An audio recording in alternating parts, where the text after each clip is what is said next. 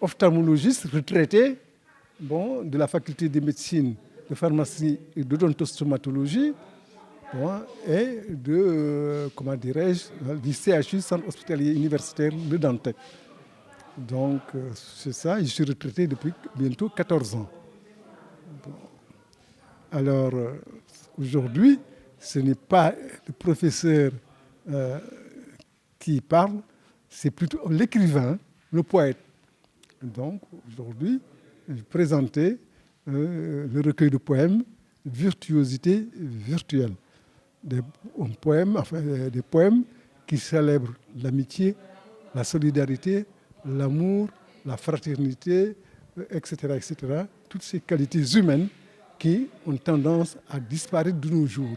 Donc on les magnifie et puis également, alors on fustige les vices, hein, d'ailleurs comme le réclame, tout cela, ce sont des obligations islamiques, hein, la religion musulmane, les autres religions aussi, bon, parce que toutes les religions préconisent le bien, hein, et également condamnent le mal.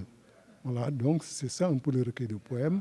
Et puis également, il y a des aspects de la vie moderne, bon, le sport, hein, l'endurance des sportifs de grand niveau, etc., etc.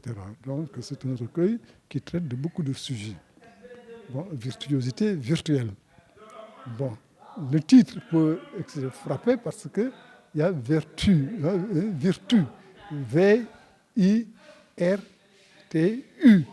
Bon, mais ça m'est venu comme ça, alors que je cherchais le titre, hein, à donner à donc, ce recueil. Je réfléchissais, alors j'ai commencé à surfer sur Internet, hein, pour essayer de trouver des icônes qui symbolisent, hein, chaque qualité que je célèbre. Et puis, brusquement, virtuosité virtuelle m'est parvenue, et c'est un sujet qui a accroché et qui a beaucoup plu au comité de lecture de l'Harmattan, des éditions de l'Harmattan. Et puis voilà, ils ont donné le feu vert pour l'édition de ce recueil. Et qu'est-ce qui vous a motivé à écrire ce livre? Oui, parce que tout jeune, tout petit, on était à l'école primaire, on nous apprenait à écrire, à lire, mais très tôt, j'ai aimé l'écriture et la lecture. Bon. Et puis tout petit, je savais aussi que par l'écriture et la lecture et l'école, ce sera un ascenseur social. Donc ça permettra, hein, de franchir les escaliers, etc., de la vie. Et nos parents nous insistaient à travailler, hein, à travailler beaucoup, etc., parce que demain, ce sera notre avenir. Et à l'époque, on nous donnait, quand on était jeunes, les Senghor, la Gueye. On disait, les parents nous disaient, oui, mais là, ça, ce sont notre génération. Hein, bon, mais leurs parents sont décédés, mais eux, actuellement, c'est bon, c'est un djang,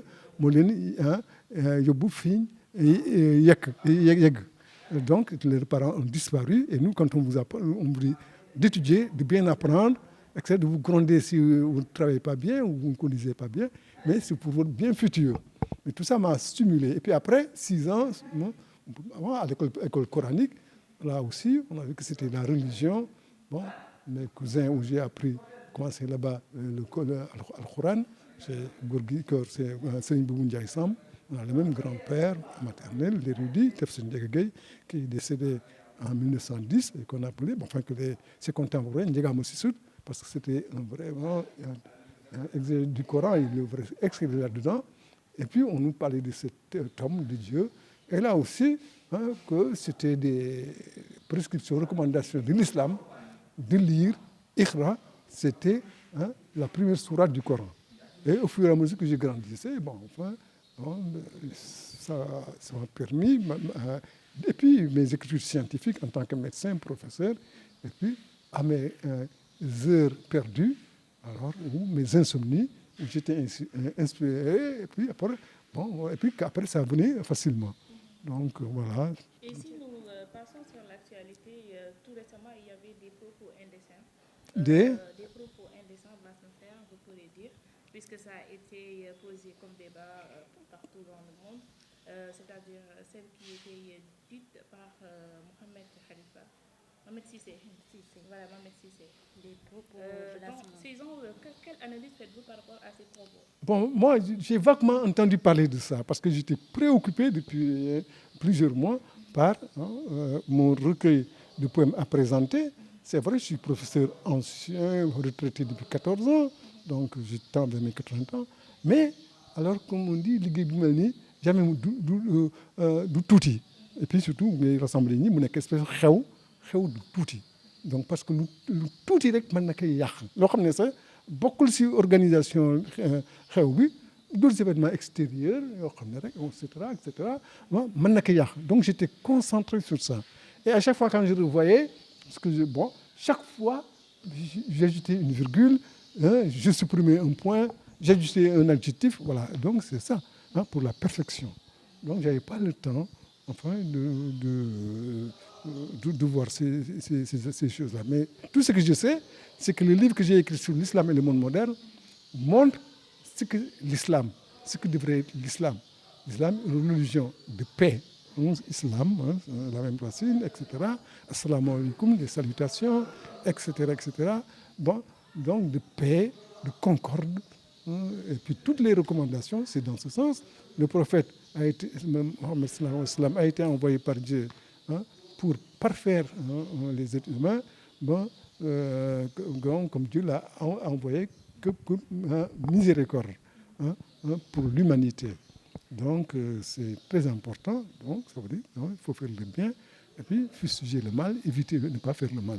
Bon, donc c'est ça l'islam. Et quelles sont vos attentes par rapport à ce livre et surtout les messages que vous avez véhiculés? Non, mais il n'y a pas que ce livre. Tu sais, dans le monde entier, depuis plusieurs années, vous voyez, il y a des propos négatifs sur l'islam.